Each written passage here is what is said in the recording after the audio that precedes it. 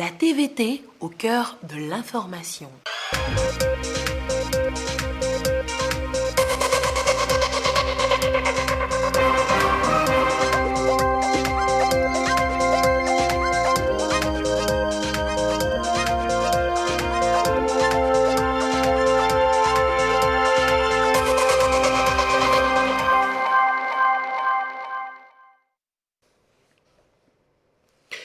Le bureau de la représentation nationale a eu une séance de travail avec la délégation du Conseil national de transition au Mali. Les échanges ont porté sur le renforcement des coopérations entre les deux pays, le Mali et le Togo. À suivre dans un instant. Les résultats de la prévision saisonnière de la grande saison des pluies au sud du Togo sont connus. Les paysans savent désormais comment planifier leurs activités champêtres. Le contenu du bulletin dans cette édition. Et la télévision togolaise honore ses retraités, hommes et femmes qui l'ont servi et qui, aujourd'hui, sont appelés à se reposer.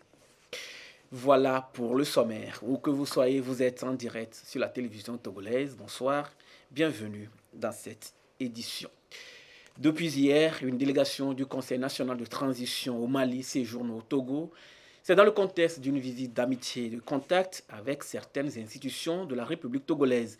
Et ce vendredi, la délégation du Parlement de transition au Mali a eu une séance de travail avec la présidente de l'Assemblée nationale.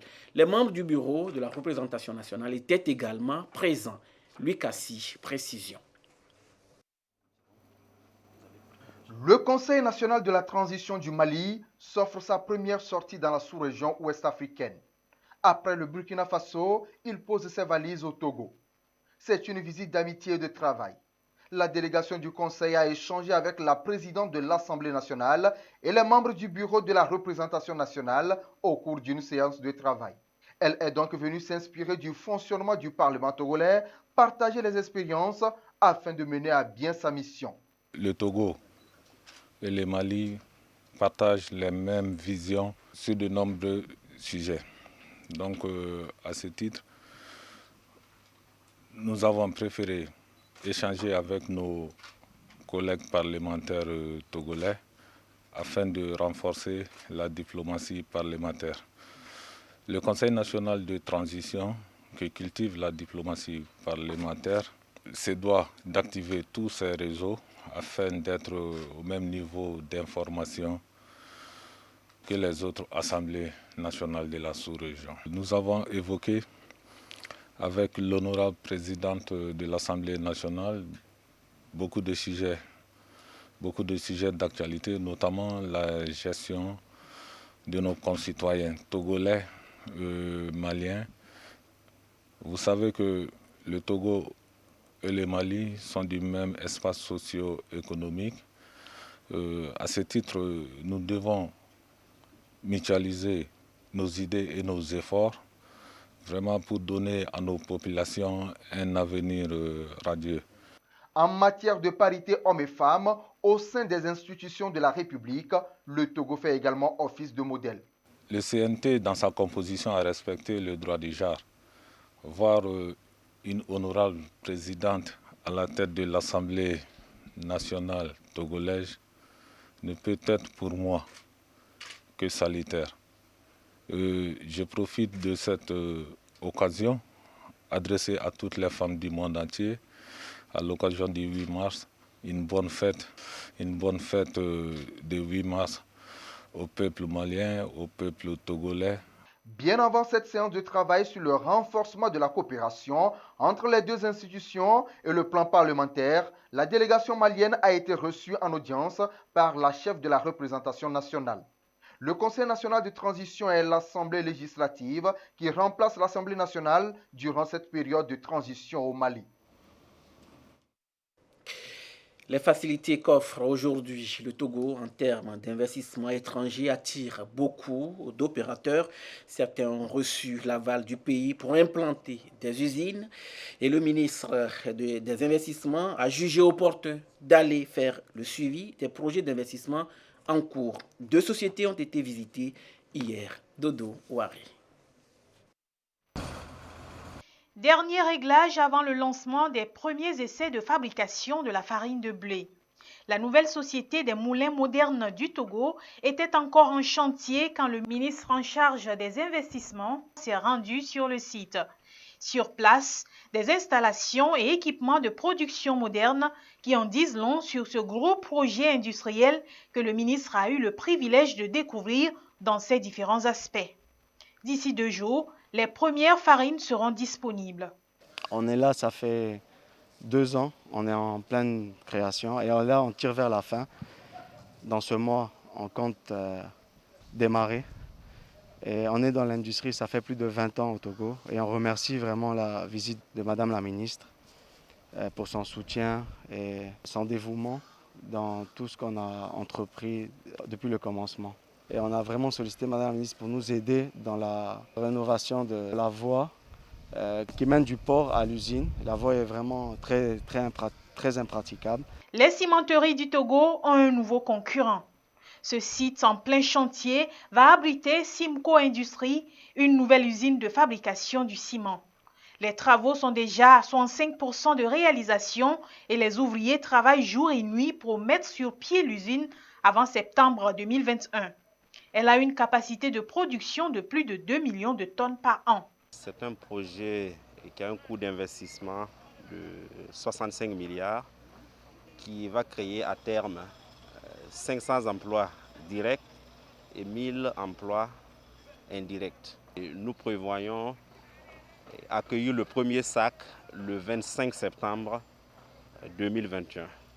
C'est une visite qui vient à point nommé parce que nous avons effectivement bénéficié de facilités qui nous ont été offertes par le chef de l'État au niveau du cadre réglementaire et juridique, donc au niveau du foncier, au niveau même de l'attractivité des promoteurs à travers le code des investissements.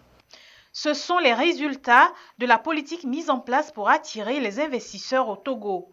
L'État a eu raison de faire confiance à ces opérateurs dont les projets ont visiblement la capacité d'accompagner la croissance et le développement du pays. Tous ces projets, ils rentrent vraiment, je dirais, dans la vision du chef de l'État, dans la stratégie du chef de l'État de pouvoir attirer les investisseurs au Togo pour que le Togo devienne, je dirais, la porte d'entrée pour eux sur l'espace UMOA, l'espace CEDEAO et en pensant à la ZECLAF sur le continent africain. Cette visite de ce matin, c'est vraiment pour faire le suivi des projets d'investissement qui sont en cours.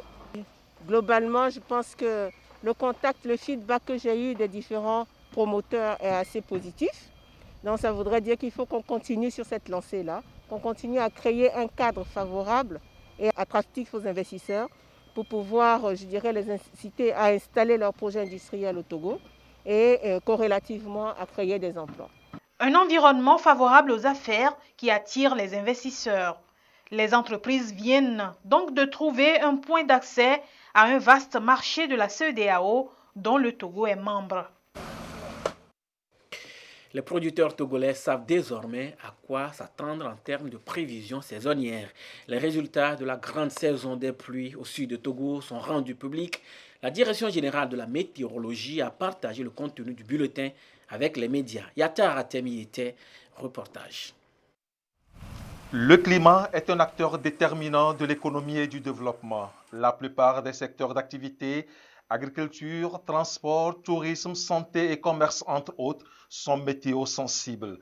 Et en attendant les nouvelles pluies au Togo, la Direction de la météorologie nationale livre ici les résultats de la prévision de la grande saison des pluies dans le sud du Togo. Au cours de la période mars, avril et mai, la situation pluviométrique sera normale à excédentaire, à l'exception de la région maritime où on aura un léger déficit à tendance normale. Pour avril, mai et juin, tout le pays connaîtra une situation pluviométrique très proche de la normale à tendance excédentaire. Il est prévu un démarrage précoce anormal dans toute la zone bimodale, sauf dans le sud-ouest des plateaux où la saison aura un début normal à tendance tardive. Les dates de fin de saison seront tardives, anormales dans la maritime. Par contre, La fin de la saison sera précoce, anormale dans les plateaux.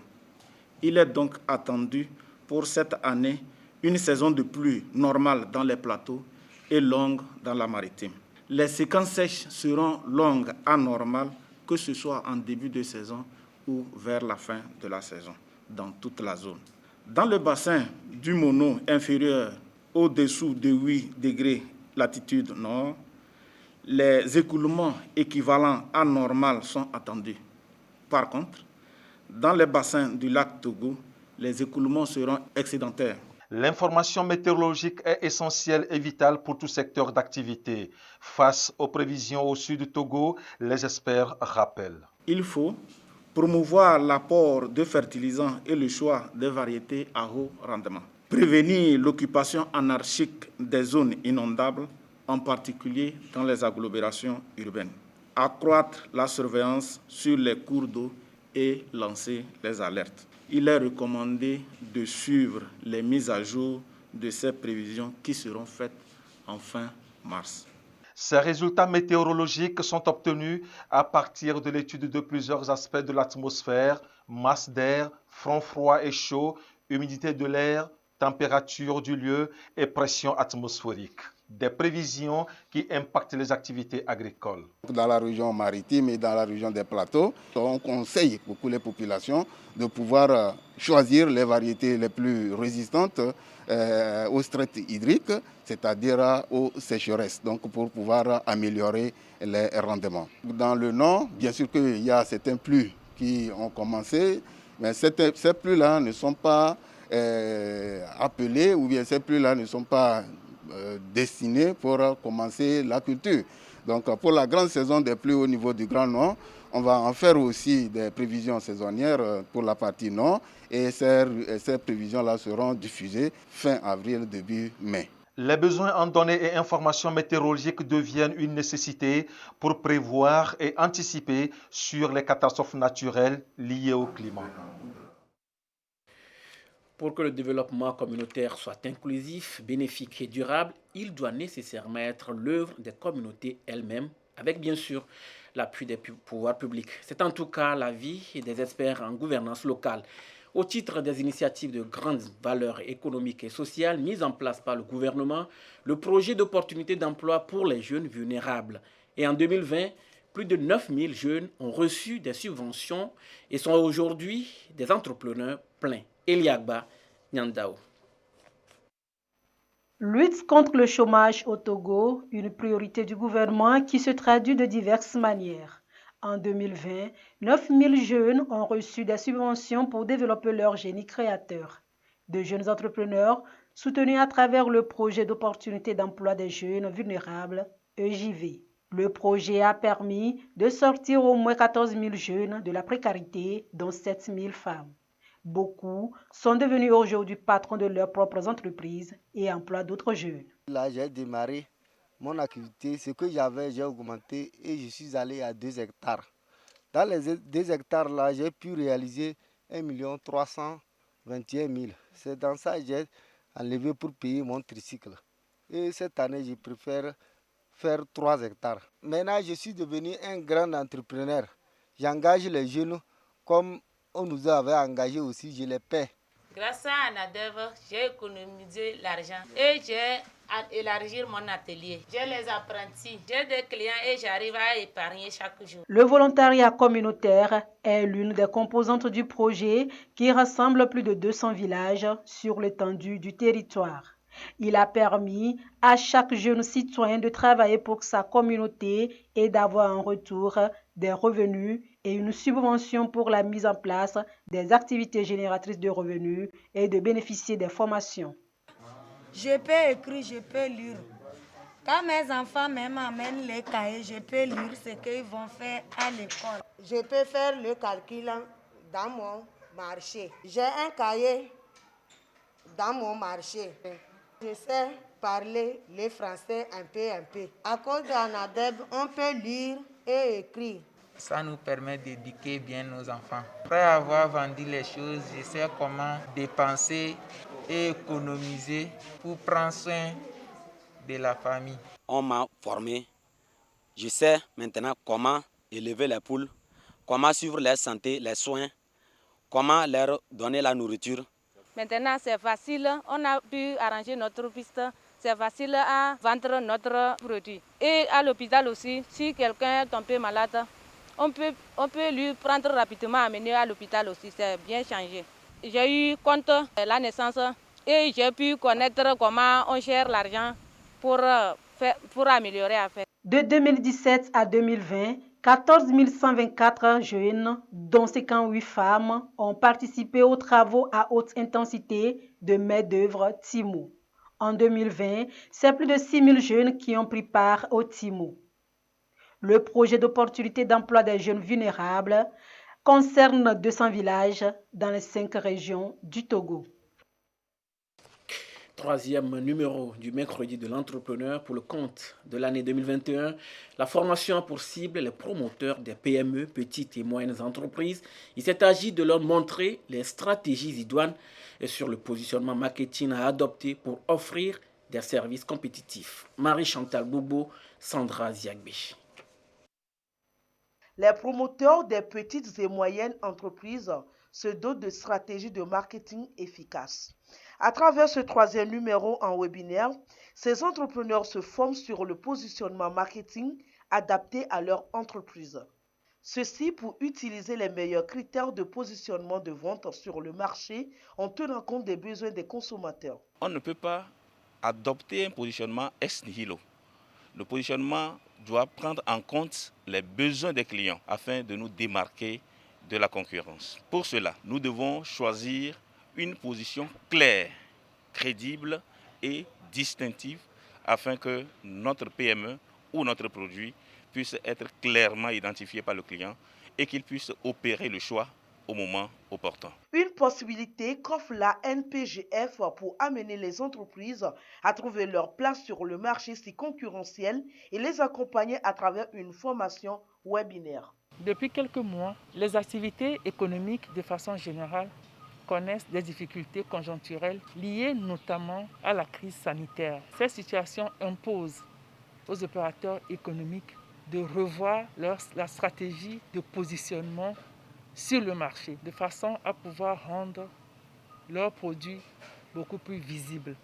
Nous encourageons les PME à se présenter aux différents foires, aux salons, en tout cas toutes les opportunités qui permettent de rendre plus visibles leurs produits. Selon le formateur, il faut pour des résultats efficaces que les entrepreneurs confient le côté marketing aux professionnels afin de pouvoir se démarquer et présenter des services de qualité et compétitifs sur le marché tant national qu'international. Les forces armées togolaises pleurent un des leurs. Elles ont perdu le 12 février dernier le capitaine Bigilinebe Ojo. Cet officier était en mission de paix au Mali. Il a été victime d'une attaque kamikaze des djihadistes. Les FATS lui ont rendu un hommage cet après-midi au régiment parachutiste commando de Kara, régiment dont il est issu. Nestor Mouzou.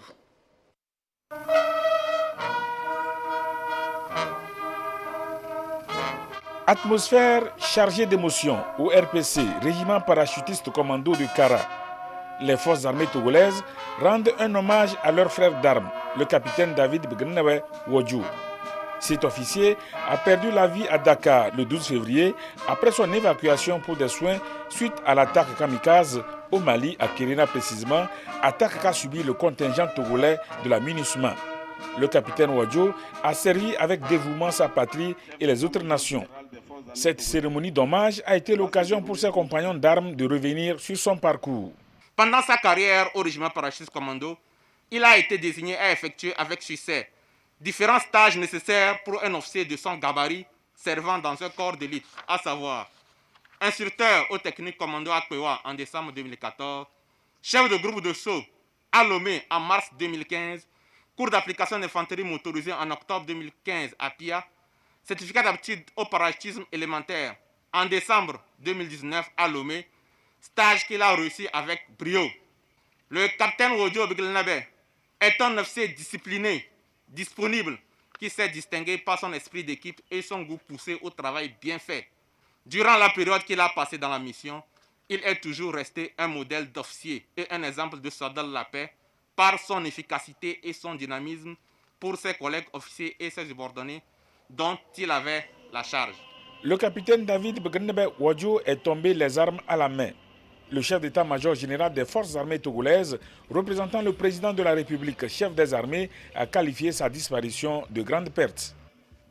Capitaine Wadjo, tu nous quittes dans la fleur de l'âge.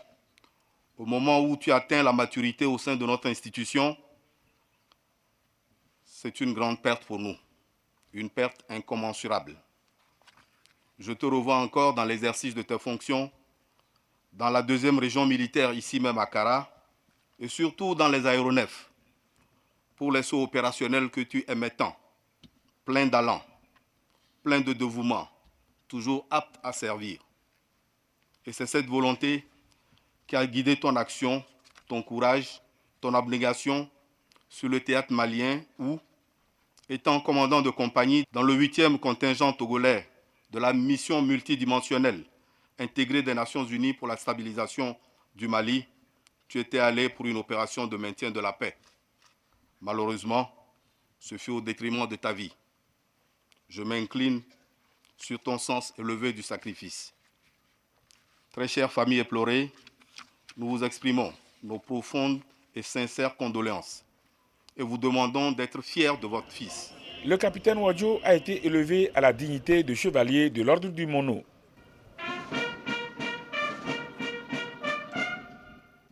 Capitaine Wadjo Begelnebe, au nom du président de la République et en vertu des pouvoirs qui me sont conférés, nous vous faisons à titre posthume chevalier de l'ordre du Mono.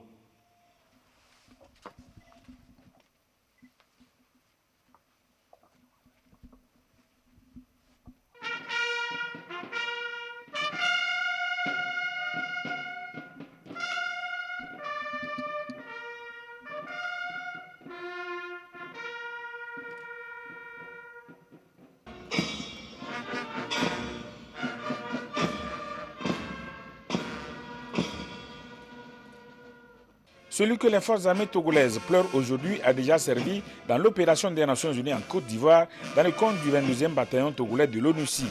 Il sera inhumé à Pialao Tchalemde, sa localité d'origine. La chef du gouvernement Victoire Toméga Dogbe a accordé cette semaine plusieurs audiences à diverses personnalités. La première avec le Conseil économique, social et environnemental du Maroc en séance de travail à Lomé. La deuxième avec l'Ordre des avocats du Togo et la dernière accordée à l'Union des chambres régionales de métiers et du Togo. Les échanges ont porté sur leur contribution à la mise en œuvre de la feuille de route du gouvernement. La synthèse de ces audiences avec Arnaud Kiliou. Divers sujets sont abordés cette semaine à la primature au cours des audiences accordées par Madame le Premier ministre Victoire Toméga Dogbe. La délégation du Conseil économique, social et environnemental du Maroc en séjour au Togo et celle du barreau des avocats du Togo ont rencontré Madame le Premier ministre. La première pour accompagner la mise en place du CSE, Conseil économique et social du Togo, et les bâtonniers pour rendre compte de la création du centre de formation des avocats qui sera bientôt opérationnel. Le Conseil économique et social, cette institution est très importante en ce qu'elle recèle en son sein les forces vives de la nation qui interagissent et qui émettent des avis consultatifs au profit du gouvernement et des autres partenaires institutionnels. Elle est de nature à renforcer la démocratie participative qui doit venir conforter la démocratie représentative pour être en phase avec tout ce qui concerne le développement du pays et être en phase avec les besoins toujours croissants et légitimes de la population. La création d'un centre professionnel de formation des avocats, il faut aujourd'hui donner l'accès aux juristes. Et quand on parle de formation, cela s'entend de la formation qui donne accès à la profession et qu'on appelle la formation initiale, mais aussi la formation qui va être continue, celle-là adressée à tous les anciens avocats. Une forte délégation de l'Union des chambres régionales de métiers du Togo, conduite par son ministre de tutelle, est venue témoigner sa reconnaissance au gouvernement et au chef de l'État à travers le Premier ministre à qui elle a soumis son plan d'action. Si le métier a évolué, le gouvernement évolue, la population évolue. Quand ça marche dans le secteur, on n'aura plus de la pauvreté. Donc c'est une joie pour nous que Madame a sa vision pour nous, comme le chef de l'État l'a toujours dit, qu'ils veulent que le secteur de l'artisanat soit développé, soit amélioré. Et tout ce que nous avons comme projet, nous leur donnons et ils nous appuient, ça évolue. Donc c'est une grande joie pour nous. Elle a été tellement d'accord, fière de nous qu'on l'a présenté un plan d'action et nous sommes très ravis de cette rencontre. Sur tous les sujets abordés, Madame le Premier ministre a donné ses orientations conformément à la feuille de route gouvernementale. Le Togo s'apprête à recevoir ses premières doses de vaccins anti-Covid-19. Les professionnels de la santé constituent l'une des cibles prioritaires. La campagne vaccinale va démarrer bientôt. Mais en attendant, ces professionnels de la santé sont informés sur les différents types de vaccins et surtout pour les rassurer afin de mettre fin aux rumeurs qui circulent sur les réseaux sociaux autour de ces vaccins. L'étape des plateaux avec Sylvain Abdou. Ils sont les plus exposés à la pandémie liée au coronavirus, le personnel de la santé qui au quotidien s'occupe de la prise en charge des personnes infectées. Dans les plateaux par exemple, sur 306 cas enregistrés selon la situation en date du 2 mars 2021, 40 cas relèvent du personnel de la santé. Raison pour laquelle le gouvernement met d'abord l'accent sur cette cible ainsi que les personnes vulnérables en matière de vaccination au Covid-19.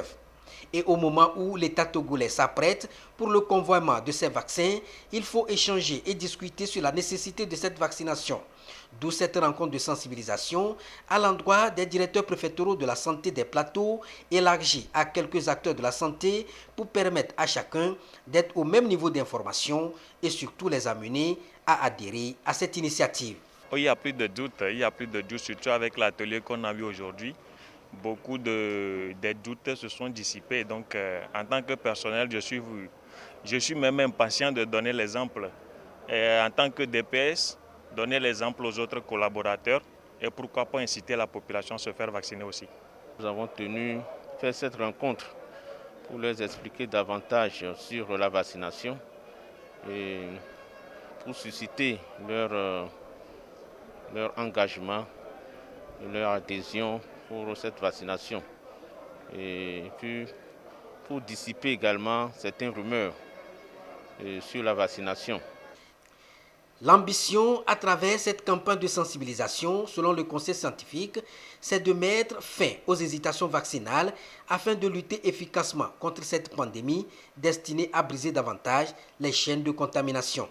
Il était important de présenter au personnel soignant les différents types de vaccins qui existent, les effets secondaires, pourquoi il faut se faire vacciner, l'importance de la vaccination et leur rôle dans la sensibilisation, les techniques, etc.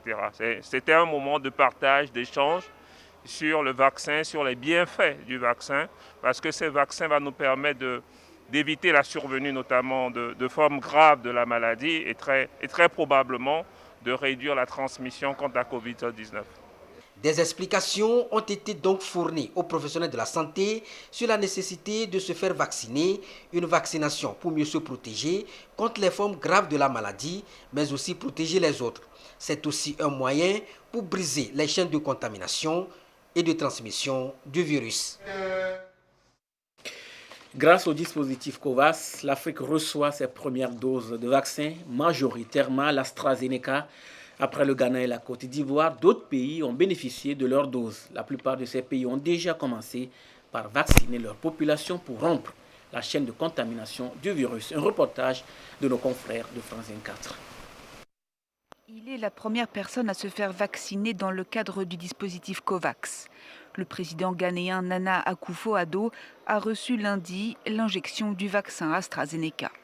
It's important that I set the example that this vaccine is safe by being the first to have it, so that everybody in Ghana can feel comfortable about taking this vaccine. Peu de temps après, en Côte d'Ivoire voisine, c'était au tour du secrétaire général de la présidence ivoirienne, Patrick Hachi, de se faire vacciner. Après lui, des membres des forces de défense ont aussi été vaccinés. En se faisant ainsi vacciner, en accomplissant ce devoir de protection patriotique, ces acteurs de notre première ligne, parce qu'ils seront protégés contre le Covid, pourront alors permettre un retour progressif à la normale dans notre pays. Fondée par l'Organisation mondiale de la santé, l'Alliance du vaccin et la Coalition pour les innovations liées aux épidémies, le système COVAX vise à fournir des vaccins anti-Covid à 200 pays. Assorti d'un mécanisme de financement, il permettra à 92 économies en développement d'avoir accès aux doses vaccinales. Le Nigeria est le prochain pays sur la liste COVAX. Il devrait recevoir près de 4 millions de doses cette semaine. L'OMS a annoncé son intention de distribuer 600 millions de doses en Afrique d'ici la fin de l'année, suffisamment pour vacciner au moins 20% de la population dans un premier temps. Aujourd'hui, le vaccin est la seule arme pour se prémunir du virus. Il y a donc nécessité d'adhérer à la campagne de vaccination massivement pour une immunité collective. Ils sont au nombre de 17. Ils ont fait leur carrière professionnelle à la télévision togolaise. Je vous l'annonçais en titre. Ils ont servi en tant que journalistes, techniciens de son ou d'image et aussi secrétaires. Leur carrière est arrivée à terme. Les doyens ont eu droit à un hommage mérité pour services rendus. Et cet après-midi, dans les locaux de la chaîne mère, Issaka Arona et Sandra Ziagbi. L'instant est solennel et l'émotion est grande. La télévision togolaise honore ses retraités. Ils y ont travaillé pendant des années au niveau de l'administration, de la technique ou en tant que journalistes. En reconnaissance de leur travail accompli, la direction leur rend ici un hommage mérité. Des attestations, des trophées, mais également des félicitations leur sont adressées. Nous avons créé cette occasion pour que ceux qui ont fini leur parcours à l'intérieur du pays reviennent à Lomé afin que nous puissions nous connaître davantage avant leur passage derrière le rideau. Comme le dit un adage, la vie commence à 60 ans. Nous partons à la retraite, certains à 60 ans, certains à 55 ans. Donc c'est maintenant que vous allez travailler pour vous, pour vous-même. La retraite, ce n'est pas une fin en soi, c'est le début d'une nouvelle vie. Vous ne partez pas, mais vous vous éloignez simplement pour mieux servir le service, la boîte qui vous a vu arriver, grandir. La télévision togolaise a relevé bien des défis. Nous avons été de tous les combats les plus difficiles, les combats les plus éprouvants. Et vous faites partie de ceux qui ont contribué à remporter des victoires. Très émus par cette reconnaissance, mais difficile d'oublier leur passage, quelquefois laborieux à la TVT. Ils exhortent la jeune génération à l'abnégation pour maintenir le flambeau de la télévision togolaise. Tout d'abord, je rends grâce à Dieu qui nous a permis de voir ce jour, que c'est un sentiment d'émotion et de fierté.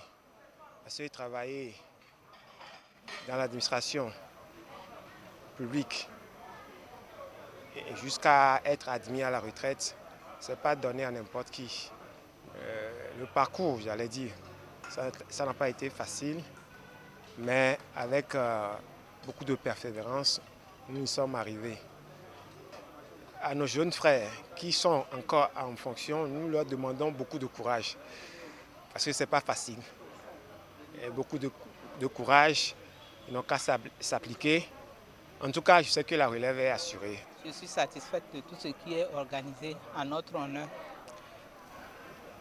Parce que partir à la retraite dans les coulisses n'est pas une bonne chose.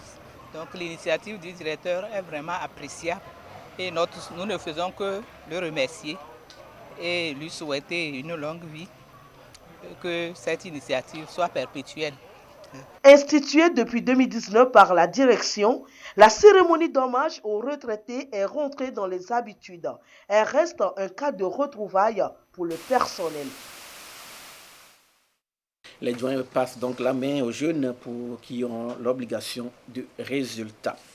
Promotion de l'art oratoire à l'École supérieure d'audit et management. Elle a organisé un concours d'éloquence. La finale a opposé les férus de l'art oratoire qui ont séduit le jury par la clarté, la précision et la concision de leur intervention. Eddie Jatapa Bassabi, Marie-Ange Bida. Manifester une joie pleine et sereine. Sur le podium, des étudiants de l'École supérieure d'audit et de management, finalistes du concours d'éloquence. Alliant les gestes à la rhétorique, les candidats ont tour à tour fait montre de leur talent. La passion, l'épanouissement, la spiritualité, l'efficacité, l'empathie et l'humain. Des sujets débattus en 2 heures d'horloge. À la fin, c'est la candidate numéro 7, mademoiselle Maroulé Fortune Houfin, qui a tiré son épingle du jeu. Elle est suivie respectivement de mademoiselle Immaculée Adanzounon et Madja Pelou Atakora. Exam m'a donné la chance d'exprimer l'art oratoire. C'est vrai que j'ai beaucoup aimé la lecture des petites et que je lis beaucoup. Mais je m'essaie maintenant à l'art oratoire. Ce que j'ai privilégié, c'est une approche qui n'est pas très commune. J'ai pris l'épanouissement à la première personne et j'ai essayé de le faire parler à mon public. Le concours était vraiment serré. À travers les thèmes comme épanouissement, passion, spiritualité, équité, travail, empathie. En tant que participant et en tant que membre du public, j'ai vraiment pris du plaisir à écouter ces thèmes qui non seulement m'ont distrait, mais aussi m'ont enrichi sur le point culturel et intelligence. ESAM entend, à travers ces concours, former non seulement des étudiants, mais aussi des hommes et des femmes capables de s'imposer sur le marché de l'emploi. C'est notre 5e édition. Le concours d'éloquence, les concours de plaidoirie font partie même de notre pédagogie. Depuis la création de cette école, nous n'avons jamais voulu opter pour la pédagogie que nous connaissons tous. La pédagogie du savoir. Nous, on voulait plutôt la pédagogie de la compétence. Créée il y a plus de 15 ans, ESAM offre des filières telles que expertise comptable, droit, comptabilité, contrôle audit, sciences économiques et de gestion. Je vous donne à présent lecture du tableau de la pandémie au nouveau coronavirus. À ce jour, le nombre de cas confirmés est de 7 428, 105 nouveaux cas depuis hier. Le nombre de personnes guéries est de 6 173, 104 nouveaux guéris depuis hier. Le nombre de cas actifs est de 1167. Le nombre de décès est de 88. Un communiqué du professeur Moussa Famijiawa, ministre en charge de la Santé. Voilà, ce sera tout pour aujourd'hui. Merci de nous avoir suivis. Restez avec nous sur la TVT, la première, et gardez toujours le sourire, quoi qu'il arrive. Excellente nuit à tous.